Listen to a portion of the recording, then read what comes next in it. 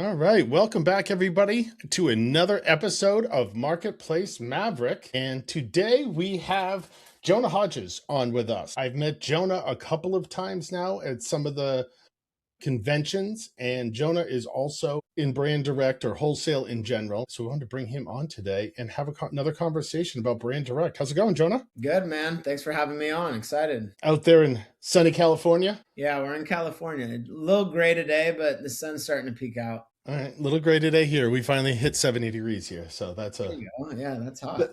that's a plus. So, Jonah, tell us about, kind of just a quick recap. I know a lot of people probably know your story, but, how you got into selling on Amazon and how long you've been doing it. Yeah, so I've been reselling on Amazon since 2010. I was underage, started as my mom's account, so I was back in high school. I was selling anything I could that had a UPC code. Back then, like around my house, all the books, textbooks.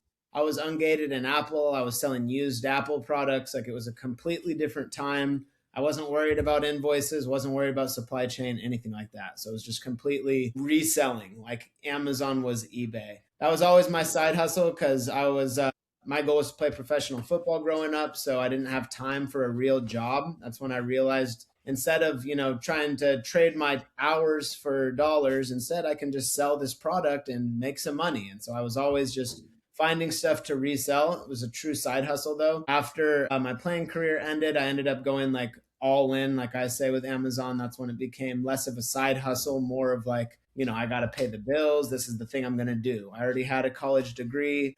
After sports and everything like that, I went into looking into, having a 9 to 5 and working a normal job, and just nothing really panned out. And I was lucky enough that the Amazon side hustle slowly was growing and growing. And then this goes into 2019. So after 2019, I stopped playing football. I'm working with one brand as like a sales rep. And so at this point, I'm doing all these different side hustles. I'm a sales rep. I'm doing door-to-door sales. I'm selling products on Amazon. I'm selling textbooks from Craigslist on Amazon. Like I'm doing all this different stuff. And boom, COVID hits, and basically all these side hustles kind of die out except for Amazon. And even the sales rep thing I was doing, working with this brand, and nobody's buying anymore except for Amazon. So I pitched to them. I was like, let's start listing more stuff on Amazon, see how this thing goes. And it quickly started growing. And I started working with more and more brands. So I basically, like you said, I do brand direct wholesale or brand partnerships. I find brands that are unoptimized on the platform, or they don't really treat Amazon with the attention, respect it deserves. It's a huge, massive platform, and a lot goes into it. For a lot of these brands, I realized early on, they just were either completely uninvolved with the platform. They wanted nothing to do with it. They'd sell to distributors and have 20 retailers selling on there. And I was one of those 20 retailers to start, like with some of the products I was selling, right? I'm just flipping stuff, buying whatever I could, reselling whatever I could. And like a lot of resellers and wholesalers, even at the wholesale level, you lose profitable listings left and right. Like you buying something to flip, goes well. The next time you go to do it, the brand sends you a letter and says no more, or Amazon blocks you off the listing. So this was in beginning of 2021. I start realizing, I want to do more of just like find these brands. I want to work directly with them because I'm not going to get cut off. And from that, that ended up working. So finding these brands, instead of playing the outside, I'm just going to buy and resell. It was, hey, I want to fix the listing up, or you guys don't have this 2-pack. Like, can I create it for you? And it started out of curiosity just on Amazon, like fixing up listings that I was either buying through a distributor, or I'd create listings and didn't do it the proper way. I'd just like throw up some 2-pack listing and saw it started selling. And like back in 2019, 2020, you could do this. Nowadays, you can't just create any listings you want. You can't create bundles and put your own little keychain or scooper into it. Like those things don't work anymore. You have to do bundles properly, which means the brand is authorizing you to do so. You need to have it under their brand registry. And so I know we're in the weeds here with the talk, but like this was the progression of like reselling to getting cut off listings to like, I kind of just want to be your partner. What do you guys need? How can I help you? You're not willing to pay me an agency fee? Well, I'll buy your stuff and resell it because it's that good and I know this is going to work. I So think, that's where we're at. yeah, I think you hit it on pretty good there with, I think you were probably doing it almost by accident way back then, but when you explained on how confusing it is to create bundles and create listings on Amazon, that is really starting to show a brand your value, because a brand doesn't want to do that. And if a brand was to try to start creating their own listings and get into the weeds of Amazon, they are going to get frustrated real fast when they just don't know how to play the Amazon game and how to do it properly and submit it properly. So that really starts to, for you, I'm sure you started to see, nowadays we know, like, showing a brand value, that's everything. That's how you get accounts, that's how you get exclusives, that's how you let them purchase from you, is showing value. So it sounds like you kind of started doing it almost not by accident, but in, in a little bit different way. So like I didn't have a bunch of experience with the creating listings and optimizing listing and doing the services. What's funny enough is like with any Amazon business, I do think eventually you need a virtual assistant, whether you're just Yeah. doing OA or RA, wholesale, whatever it is. There's so many different moving pieces that you need help doing the business. So for me, my first virtual assistant really gave me a ton of insight into Amazon that I didn't know was even possible. So my first virtual assistant was from the private label background. So like creating Okay. brands from scratch, finding people who want to create a brand on Amazon, who have an idea and they're consuming content about, sourcing from Alibaba and doing that. He'd help them bring that idea to life, create the listings, get some traffic. And he reached out to me just like, hey, do you need any Amazon services? Like, I'm skilled. I can do many different things. And at this point, I already had like a good amount of ASINs. I'm scaling by myself. I'm doing all the prepping, shipping, labeling myself. I had no prep center. Sourcing through the price sheets was me. Like I was doing basically A to Z by myself. So he came on and just looked at my already existing operation. We were probably doing, when he came on, that was 2020. We were already doing probably about $100,000 a month in revenue, $70 to $100,000 at this point. So like we had a good base, and he went through and would optimize my listings from like stuff I'm buying through distributors. Maybe I'm buying from the brand, but like never spoke to them about fixing their listings. He went in there and then realized, oh,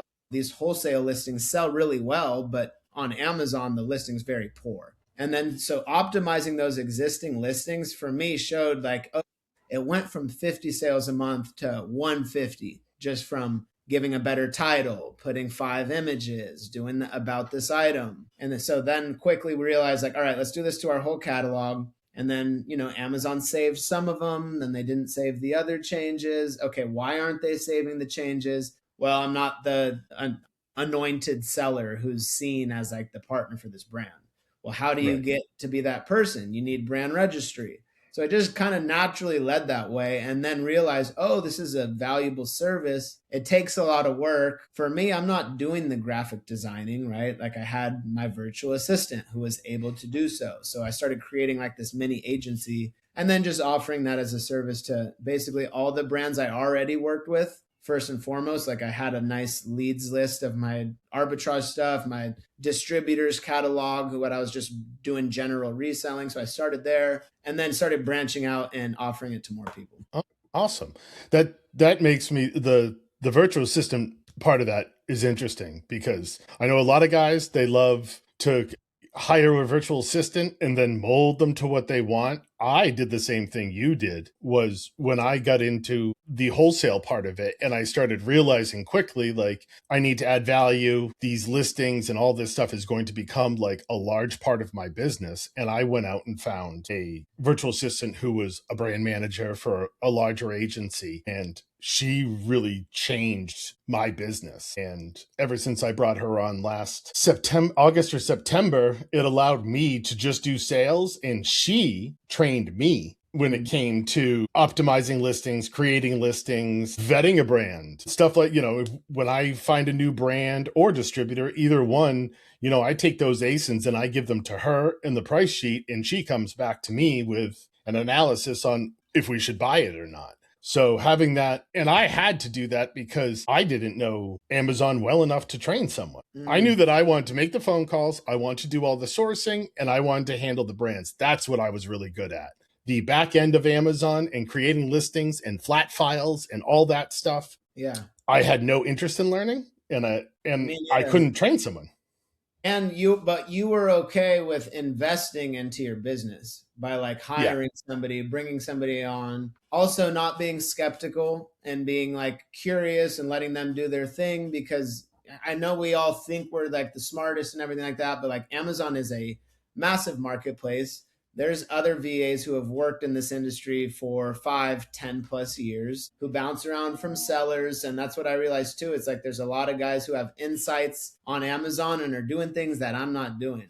So rather Yep. than just saying, hey, only do what we're doing right here, I've always been curious and to saying, like, well, how can we grow the business? How can we expand it? I'm interested in private label myself. I always have been. I think we all Same. know as business owners, like ownership and equity is like our goal, like as a wholesaler, we don't own the brands we're scaling. We're adding massive value to them. I've had brands who I've added massive value to and then later said, we're going to try to take it in house or we're going to go exclusive with this guy instead.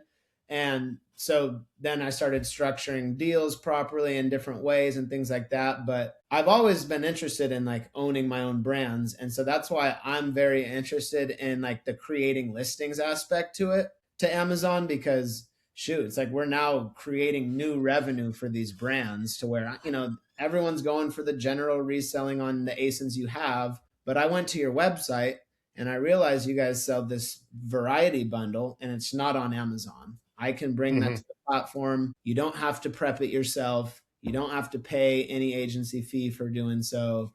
And so I'd start getting like exclusive deals by just like one exclusive product first. And then like Hmm. maybe I get another. And if I could get the whole catalog, that's great. That brings me, when you are vetting a brand, say, and this is coming from my end, when I started really doing reach out, I launched 3 brands on Amazon, and that was dumb on my part. 2 of them fell flat on their face and never did a thing. I couldn't understand why. The third one is taking off. We're adding listings. It is doing really well. It is a very niche brand, and I think I got a little too excited with the first 2 brands and I didn't do enough research. There was no organic search volume. I could have found out in 10 minutes that I can't launch them. Mm. The brand that did work, massive social media following, 80 to 100K followers on like Instagram, just very good website. A lot of, their website was selling some of these products 10,000 a month. So I had a halo effect. It was like we turned it on, put it on Amazon, and boom, out of the 4 ASINs, like 2 of them started selling really well, which is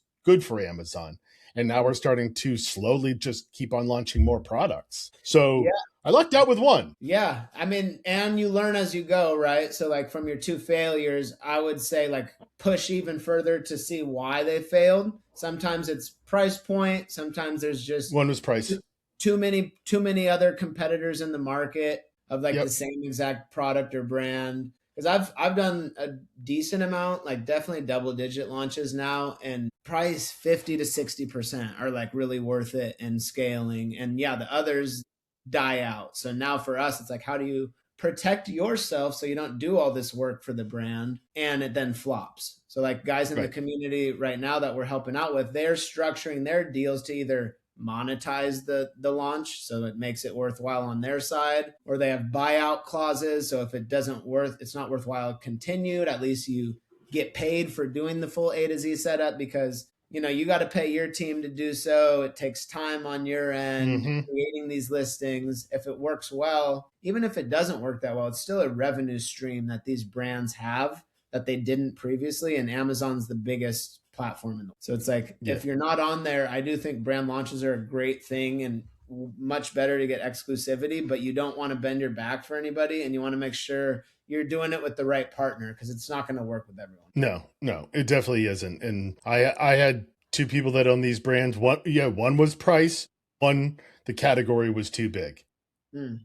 Yeah. And No, that makes sense, because sometimes it's like, oh, it's a growing category. It's mushroom coffee or something, but it's like right. you're not going to rank on Amazon for that. Unless, like you mentioned, social media, they got a crazy cult like following. It has some social demand already, and like search demand. When you search it on Amazon, it pops up. And then how often is it searched? Like there's ways that will point you to know if it's a good brand or not, but a lot of it is just like grabbing and piecing things together at first. Mm-hmm. And as far as you right now, how many VAs are you using on like a full-time basis? So like across, like just for my Amazon business. Yeah. So we have like a mini agency. We've scaled it up into 15 plus. We dialed it back. I probably communicate with like 8 people. And then overall total, there's probably like 12. And how has AI started to assist you? Because I've noticed with Brand Direct, unlike OA, and I've talked to some like Corey Gainham, I had him on here and we talked about it. And I said, with OA, with Brand Direct, I'm all FBA. I am Brand Direct. I like higher sale price items. So my back end of Amazon really isn't, there's not a whole lot of admin work to be done.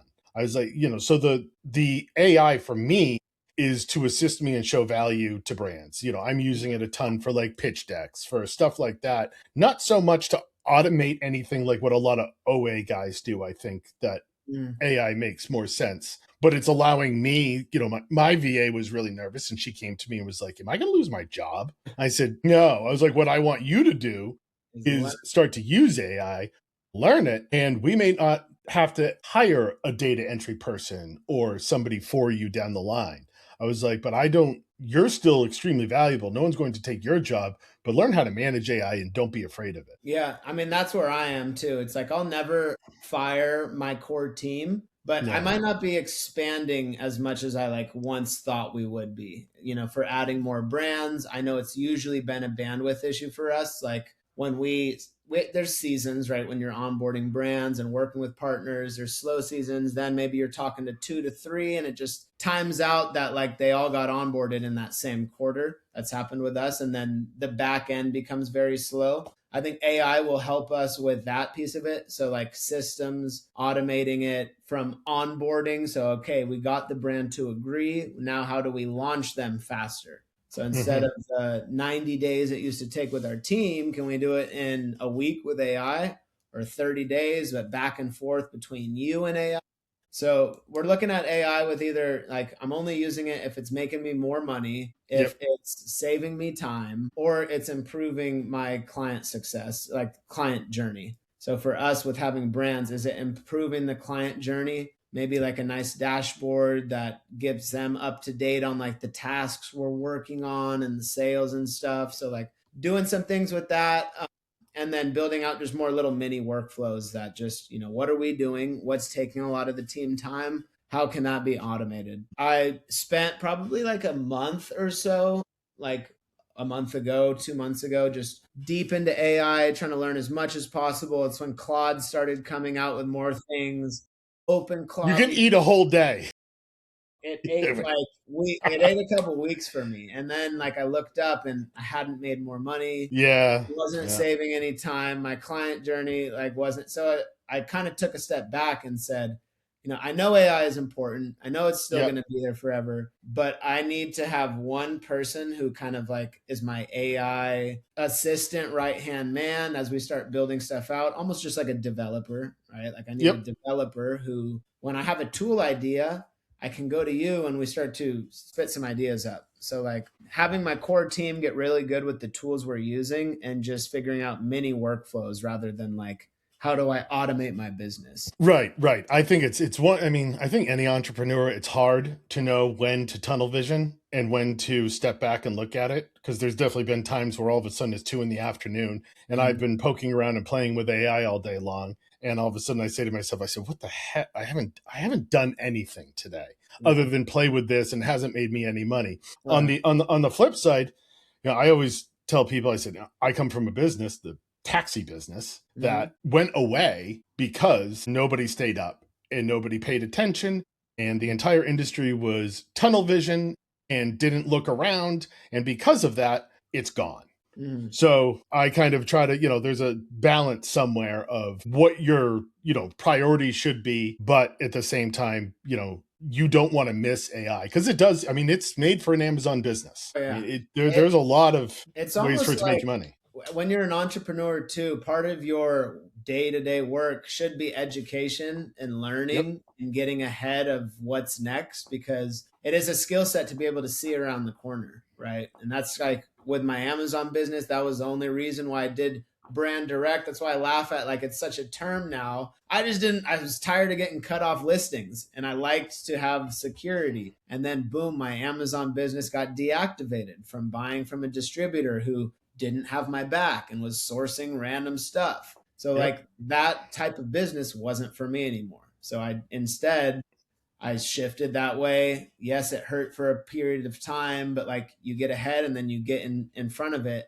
That's also happening with AI. Like it might put you back a little bit, might cost you on some monthly subscriptions or, whatever it is you're doing, some education, maybe you join a course or community, but like you're getting ahead of the curve and you're paying to learn early because it can get you that much further ahead of the next guy, Amazon agency who doesn't use it at all. Right. And as far as education goes, how long have you been doing the education part of it? The online coaching. Did it. What's funny is like that's kind of how we linked up too. Is like you started with Flips for Miles program, right? Yeah, I went right to YouTube University when I started this whole thing because I didn't my business, I didn't sell it. It didn't go bankrupt. It just the building that I own, somebody came in and was like, "Hey, we'd like your building and we'll sign a 10-year lease and we'll give you this much for it." And the taxi business was really just barely holding on. I hated it because I couldn't expand it. I couldn't do anything.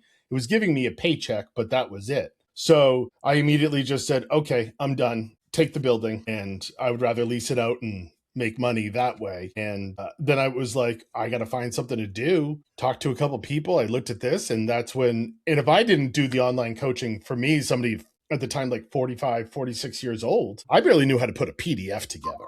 I mean, Crazy. it was bad. It was bad. I had a business.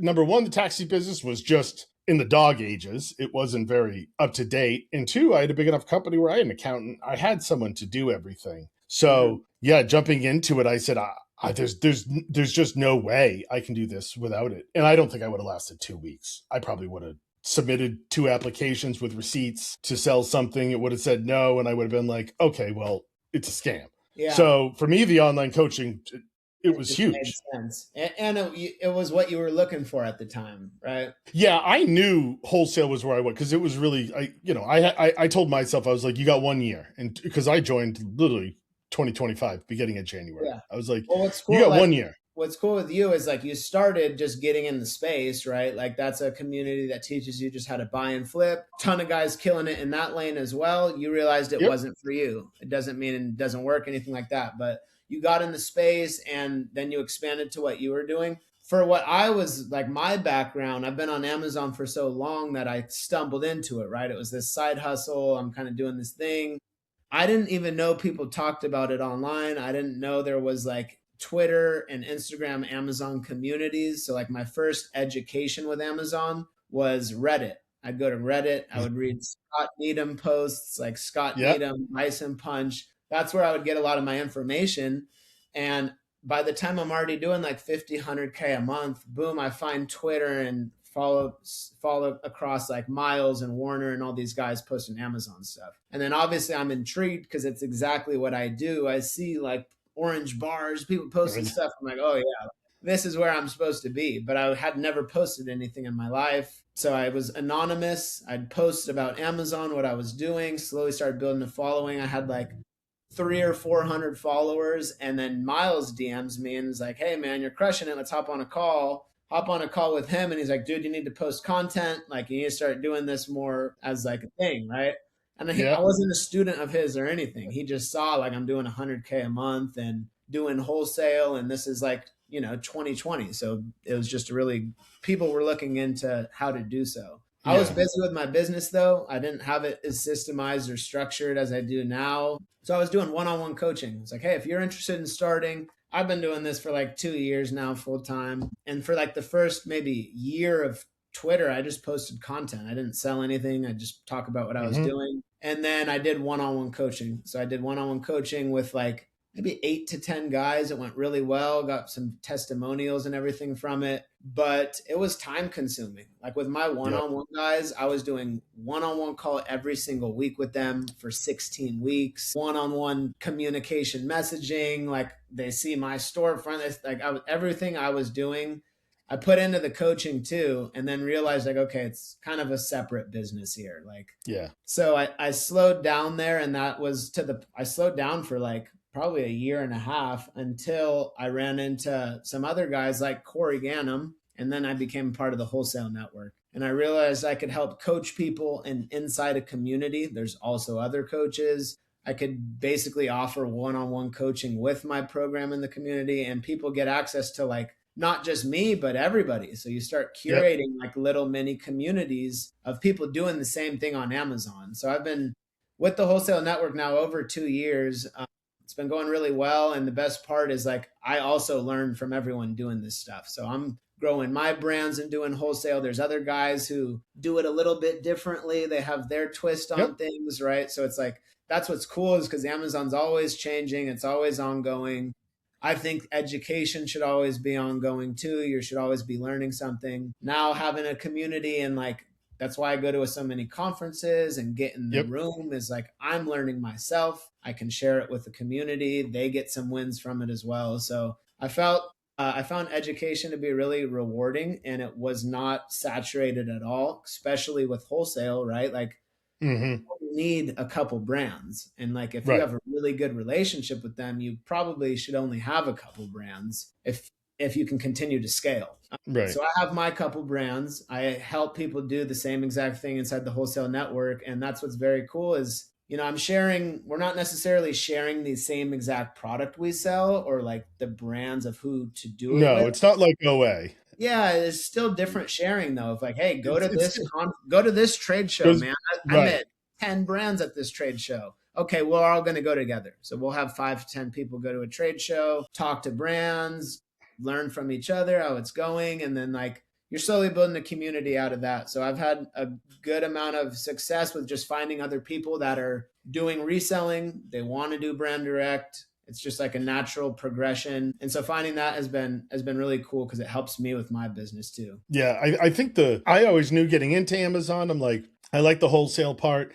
As soon as I saw brand direct, I'm like, I think that's for me. I was like, if I can actually talk to brands, create a relationship with, that hasn't changed for me on Amazon. That hasn't surprised me. What surprised me is the online part. Because when I joined Miles' program, I was always somebody that, I mean, if anybody ever looked at like my personal Instagram, I barely have an Instagram. I post, I don't know, kids' first day of school and Right. maybe a vacation. About twice a year I post, and that's about it. And as soon as I started with Miles, I learned real quickly. I'm like, oh, he's giving me a 30-day crash course on Amazon. Send him a bazillion Keepa charts, and then he puts you off into his network, which his network is massive for that. Mhm. And he just right away, week 2 into it, was just like, hey, have you started your Twitter and your Instagram? I'm like, I did what like every other 45-year-old guy did. I'm like, yeah, I'm not really a social media guy.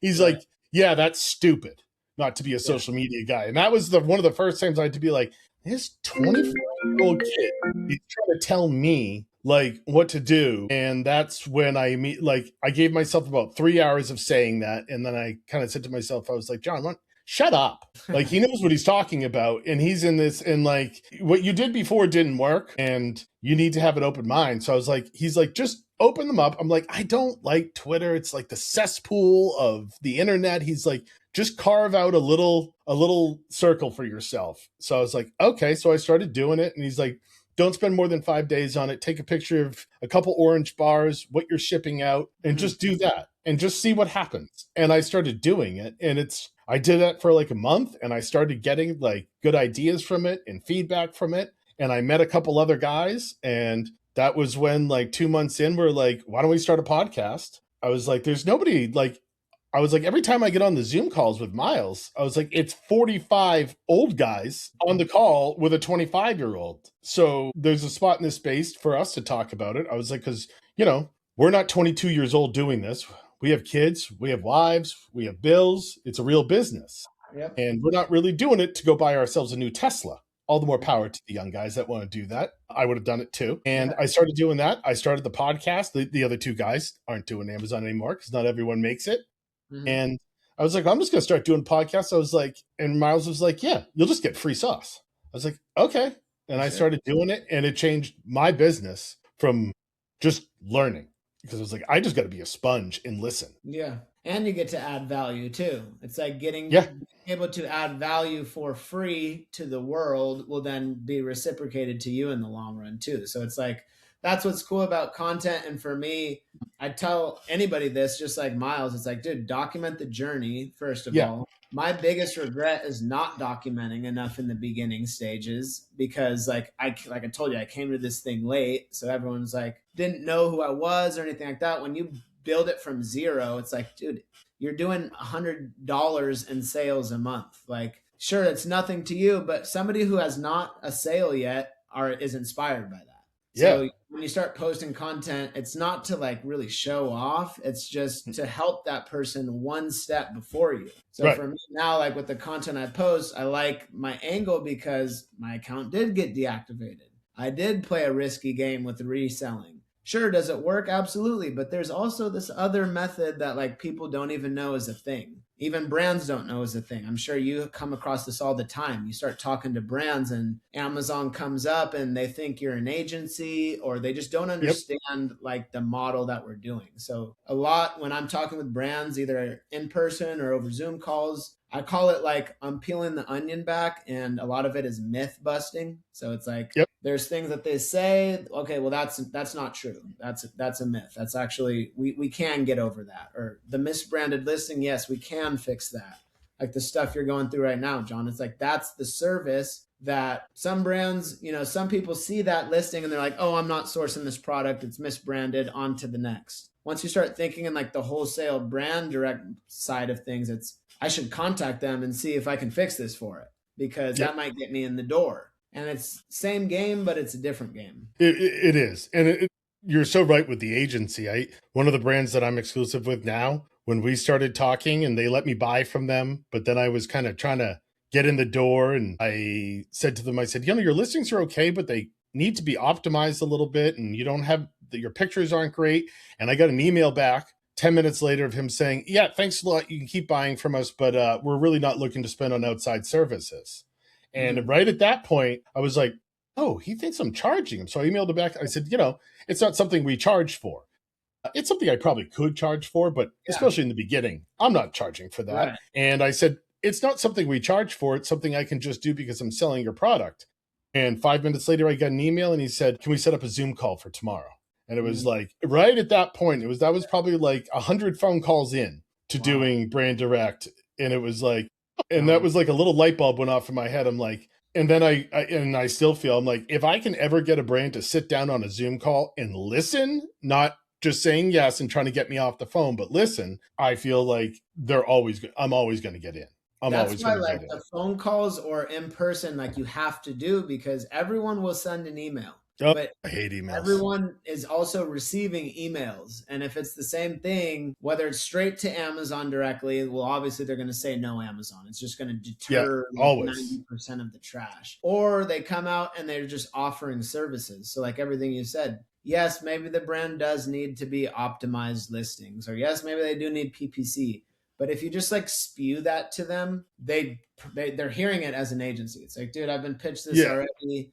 The last agency said the same thing, and then I responded, and they said 3,500 a month. Like you have to get them to see, no, there's no overhead for this. We're not charging you for the services. We make money on the margin, and we believe in your brand. Like you guys are not optimized and dialed here. You should be. Let's get it. Let's do this together. Yeah. Okay, what's needed? And like for you, I started the same thing. I did it all without charging services. Now, some of the times how we position it, it's either like, here, we can do this for you, and these are our services, or we can just do this exclusive wholesale model, and I do all these services for free. Right. So, usually that's the 3,500 a month. But like if you sell to us and we do wholesale, we do that included. Yeah. So that was where I really enjoyed the business. I was like, oh, I like this. I can like flexibility. It gives you flexibility. And then like I've done the sales rep agency side of things, and I've seen like my commissions get squeezed down, or people trying to bring it back in house because most business owners want things in house. I position like the wholesale exclusive distributor route instead, like as the in house partner to them. They're getting Yep. the guaranteed profit. They don't have to pay for my benefits. They don't have to pay me monthly anything, getting it all for free. So it's just about who is going to take me up on this offer, because I can't work with everyone. Like we only No, work you with can't. X Right. amount of brands, right? Like I'm looking for one or two right now. You guys fit the fit and fit the mold. So it depends on how you want to like position it, but just understand we're adding crazy amounts of value and paying you. Yeah. I think a lot of people, I tell people that ask me questions, I was like, don't send emails, get on the phone. It's going to be super awkward when you started. With me, as soon as I stopped OA, which was pretty quick, I gave myself 90 days. I was like, I'm going to do 90 days. I'm going to do 150 phone calls a week. And I'm going to stick my head up after 90 days and see if I have a business or something that is on the way to the business. And if not, I need to go find something else to do because this isn't working for me. And I did that. And in 90 days, I stuck my head out of the ground and I had a business, or I had something that was on the way to business. And I've never had to go back to that much phone calling. It was actually Right. hard to keep doing that after 60 days. Yeah, for sure. And then with follow up too. Like It's I've all follow-ups It's all follow and up. still following up with them. Yeah, there's so much follow up that goes into it. That's why I say it's good to do it in waves. So like, okay, go on Smart Scout and hammer your research. Maybe you're not comfortable to call yet or whatever, but like build the list up, put it in that sheet for when it is time to call. And then spend that day or week calling and do that in bulk. And yeah, it sucks for the first 50 or whatever it is, but like you're going to see not all of them suck too. It's not like they're like hammering you like, oh, we hate you. It's Like, not telemarketing. You're calling to yeah. give them money. And how I like to position it too, it's like it's sales helps, right? If you have a sales Sure. background, absolutely it's gonna help. But like I used to sell stuff to people. You'd have to Yeah, pay same. me, you'd have to pay and buy the thing, then I got paid. This is sales like, hey, I want to give you $5,000 for this purchase order. And I think I can increase my sales by doing this 2-pack and this new product for you. So it's like sales, but I'm also giving you, a purchase order right up front, and you don't have to pay me a retainer. Most of my brands, I start with no contract. Now I prefer a contract if I'm going to be doing a lot of Mm-hmm. exclusive and ongoing things. But with the right brand, I just need to have access to buy. Yeah, the great part is I tell people, I'm like, listen, it starts as sales. Like when you're making those cold calls, it is like you never thought it would be so hard to give someone money. I was like, Mm, but when you start working with a brand, and this is just like where I'm getting now, 8, 9 months in, is you start to see that switch where you understand the partnership. Like you mhm, start to understand number one is money. You're giving a brand a lot of money. And mhm, hopefully that brand that you're giving a lot of money to, that money isn't just a drop in the bucket. It actually mhm. means something. And they Right. start to rely on your purchase order every month and you purchasing from them. And it turns into how can you help each other? One of my brands was starting to talk about like, hey, how can we improve this packaging? How can we shrink it down to improve like returns and things like that? And that's the part of the business that starts to be, to me, fun.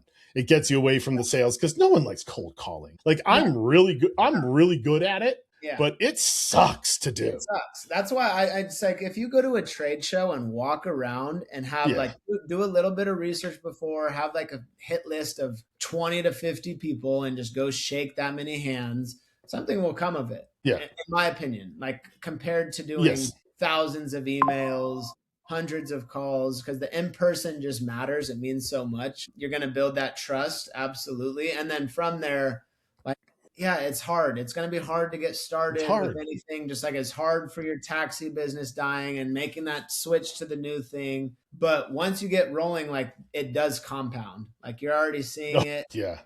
It compounds because you can talk about that brand you're working with when you go to do outreach. You can say, hey, Yeah. I'm already doing this with XYZ, and you can go to an industry in that same niche and you can build in that niche. So it's like you're building skill sets that do compound, and you're on the channel marketplace to where it's like the biggest in the world, and you're building your seller account. It becomes that much more powerful too. So like, I've got 1,000 reviews, I've got 100%, like Sure.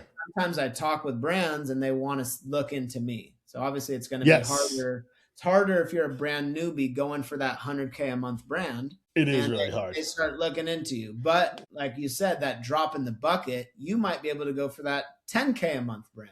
Yep. So you just got to start at a smaller scale, but that 10K a month guy, get him to 20 and then talk about how you got that guy from 10 to 20 and do more outreach. It'll like continue to grow. Right. I'm just getting to the point now where I have a couple of brands where I think I can get on video, get a case study, because I know just from being in sales in the past, I was like, that's got to be just so incredibly powerful that I just can't do in the beginning. You don't have it. But even just being involved, my social media allowed a brand to call me. A guy Googled me and found that I had a podcast. And he was like, yeah, I didn't like listen to it. He goes, but he kind of figured like if I had a podcast of just about selling on Amazon, he's like, oh, you must know what you're talking about. So even like, that kind of surprised me. I'm like, oh, okay. It's just like the biggest difference too. It's between arbitrage and what we're doing. Like I just call it partnering, whether it's buying direct, wholesale, whatever. The biggest difference, it's like transactional versus relationship based. Like the transactions, arbitrage is all transaction. Doesn't matter what you're selling. Doesn't really matter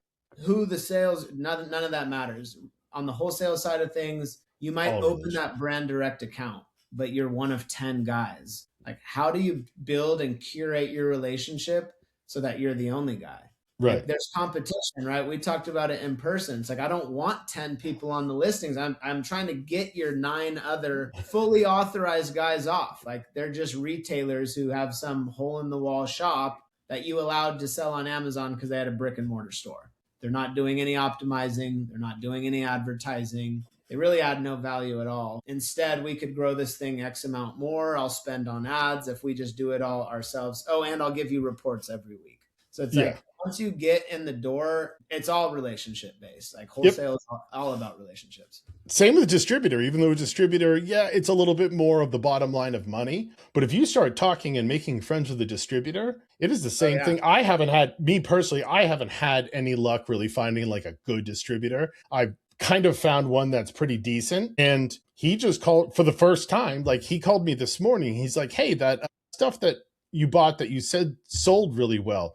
He's like, I just found out that in 30 days it's being discontinued. He's like, so whatever orders you put in, I was like, oh, all right. I was like, that's good. I was like, he's like, yeah. So people, I know if that's being discontinued from the brand, like I'm going to put in a huge order because I know it's going to run out. For sure. It's like distributors can be your biggest key too. They're like the gate opener, right? Because some brands, this is what you don't know until you get in the space. Some brands either only work with distributors, they have an exclusive distributor who then sells to whoever he deems fit. And it's that clear supply chain. So like I still work with distributors today. I have 2 good relationships with distributors and 1 with a retail partner. And it's just that partnership aspect of it, right? And same thing, I get insights from them.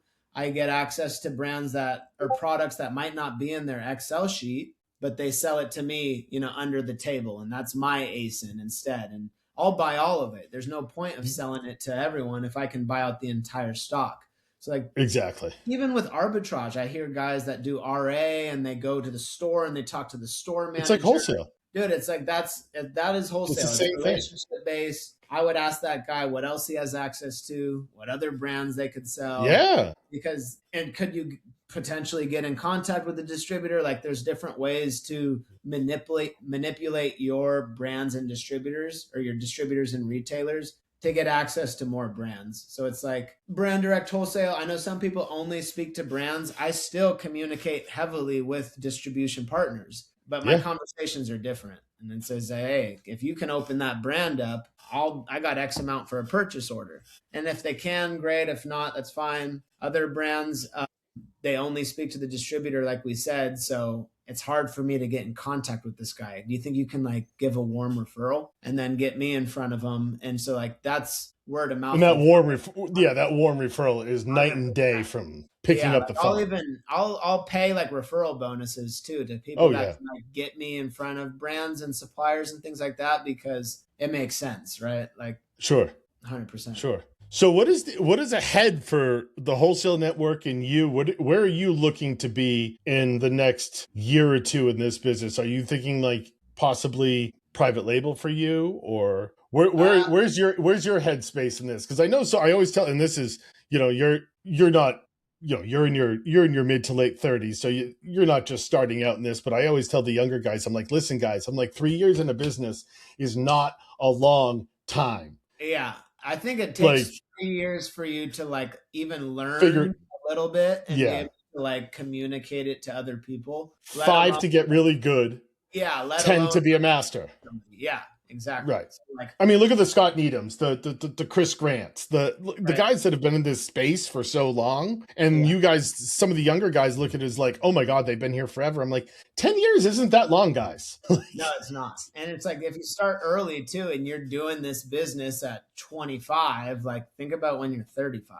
Like Right. I always think about with my business, if I started this specific model back in 2019, like it would have been Yeah, yeah, yeah. completely different. I'd have that many more brands, that many better brands, that less competition because nobody's talking about the model. So it does matter getting in early and starting, but like it's not too late because the No. best thing about it is there's more and more brands popping up every single year. Every single Yeah. year there's I don't know what the data or stat is, but especially with like TikTok Shop and UGC and creators, like people are popping brands up left and right that go Yep. from 0 to 100K a month. Well, that brand needs to eventually be on Amazon. So the more you Yes. learn how to identify those brands, build a system that brings them to market, that's a service you can offer, and it'll be a way for you to land exclusive brands or have some agency partner set up. Sure. For me in Sure. the community, it'll still be building out more brands. So, like working exclusively and getting better contracts with our brands. So, that's something we've been doing over the last like 18 months, I'd say, is just like either getting people under contract, restructuring contracts. I think that's how I protect myself long term. Mm-hmm. More brand launches, so we've seen that's like the best way to get exclusivity is but with the right brands With the and then right brand. structuring it in the right way. Obviously we still want exclusives across the board, but I think that's a really good skill to have as a partner, and so helping others inside the community do that same thing has been really rewarding. We already have guys that are going to trade shows, finding brands, website traffic. It's getting searched 10,000 times a month, searched a couple hundred times on Amazon. They're not there yet. Okay, well, Right. let's figure out how to get this brand as your partner, whether it's wholesale or agency setup, and launch them from scratch. So Yep. doing more of that. And then with AI, like we talked about, like how do you get that from a 90-day period to a 30-day or a 1 week? How do we create a tool that allows us to make better decisions with this brand we should launch? Right, Right. because we're kind of piecing things together. Instagram, Facebook, their website, their Shopify sales, Yeah. their How do brick and you? mortar sales. Right now, I just manually we're taking all these checkpoints we have and seeing if it's a good idea, but creating a real system and tool that says, okay,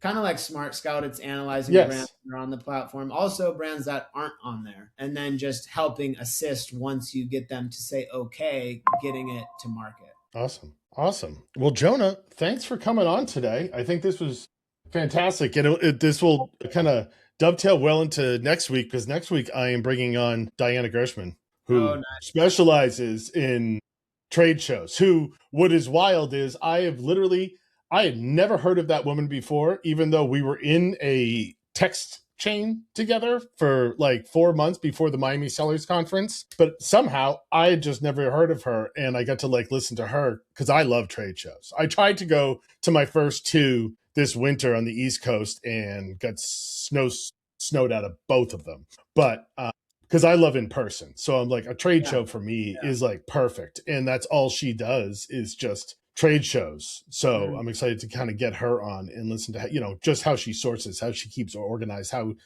she attacks a trade show. Yeah, it's funny because Amazon's not a big community at all. Like the No, Amazon it's seller, tiny.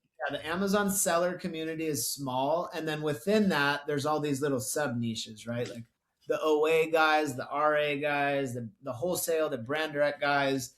So like just getting in and learning and understanding is one thing, and then longevity. Like the longer you stay in, people fall out. Just like you said, you had Yep. partners fall out, but some people you see the same faces, and those Yeah. people start helping each other too. Like even when you're Yeah. doing the same thing. So like, me and you talk about certain things. Me and Diana talk about certain things, and that's what's cool is we can pick up pieces from each other and apply to our business and go and grow them. Yeah, it's wild. Like I have, a friend of mine who does like $250,000 a month in OA. He absolutely crushes it on OA, but he's ready to go into wholesale. So he's asking my advice. And I was like, I don't know if I should give you advice. He's like, you've been doing wholesale longer than me. He goes, I understand Amazon. He goes, Yeah. but I haven't done wholesale. I was like, I guess so. There's just like a few little pieces you have to pick up, right? Like there's a few Yeah. skill sets you should learn, but like you don't have to wait to do 250K a month before you transition to wholesale. Like what you No. said, you did it for like a month or two. Yeah, I think I went up to about 40K. Okay, so you Not did prof. I did a little. I did it for about a six little volume. six months. Yeah, Yeah, you not did. profitable. Yeah, just kind of like breaking even, low margin or something. Yeah, I thought I was profitable. Learned about returns, selling socks, this like the Right. whole thing. But it gave me just Like like learn the game. You're learning the game, and then you decide what is worth your actual time. Because some people, yeah, this happens all the time too. They're doing arbitrage. They're scaling. They're getting to like 100K months, and they realize it's hard to keep scaling.